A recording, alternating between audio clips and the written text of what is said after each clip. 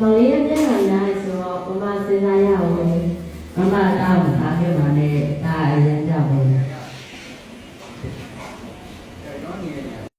ဒီနေ့ကတော့စလင်းနဲ့သားလေးနဲ့ဒါစင်ကာပူမမရဲ့ဇလန်တွဲကိုပေါ့နော်ဒါပြင်ဆက်ဖို့တောင်းဆိုနေတဲ့ဒါသူတို့နှစ်ယောက်ရဲ့ဖန်တီးတော့သူတို့ရဲ့အခြေကြီးကဘယ်လိုဖြစ်လဲဆိုတာကျွန်တော်တို့ဒါ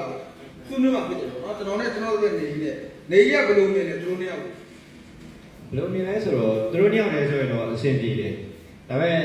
တရားလူတွေပါလာရင်ဒီလေးကလည်းနည်းနည်းစိတ်ရိုက်ခြင်းခလေးတော့နည်းနည်းစိတ်ရိုက်တယ်မရဘူးနော်ဒါဘလူပဲဖြစ်ဖြစ်သူကမြင်မြင်လည်းအကုန်ချစ်တယ်မင်းကလေးပဲအဲ့ဒါကြတော့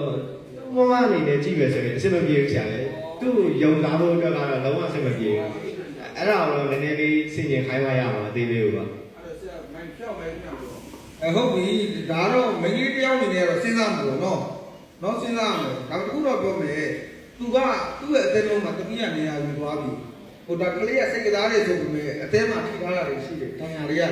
လေဘယ်မင်းကြီးဘယ်လောက်မှလားသူကအလှ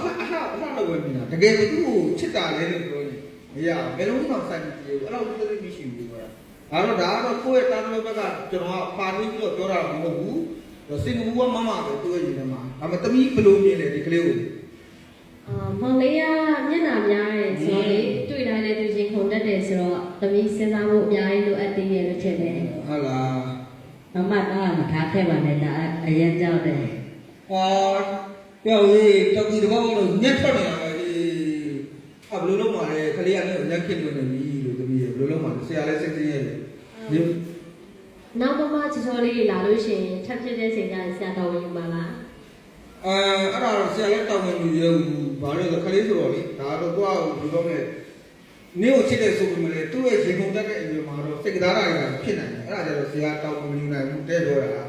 တောင်းဝင်မယူနိုင်ဘူးအဲ့ဆိုရင်မောင်လေးရေဆုံးပြုပြင်လိုက်အောင်ပဲလေဆောက်လိုက်အောင်ပဲဒါဆရာတောင်းဝင်ကြောက်သွားပြီဗောဆရာအများကြီးပြုပြင်ပေးတက်တယ်လို့ထင်တယ်ဟုတ်ပြီဒါတော့ကိုကသူ့ဘက်ကသူ့လူချင်းတဲ့ဟာကိုပြောတာလေဒါပေါ့ငါတို့ကတော့ဒီတိုင်းဖြစ်တာလို့မရအောင်သူတို့တကယ်ချစ်တယ်ဆိုရင်သူတို့ရဲ့ဖန်တီးတော့သူ့တော့ဆရာအတူကောင်းမှရမှာပေါ့ဆရာလည်းတယ်မင်းဘွားရဲ့အခြေကြီးကတည်းကဆရာရဲ့လက်ထက်မှာရှိနေတာပေါ့နော်အခုဒါတိတ်တဲ့မြင်နဲ့ကြားတဲ့အတိုင်းပဲပေါ့နော်မမကလည်းစဉ်းစားမယ်ဒါပေမဲ့မရဘူးဒီကောင်ကခွာလို့မရ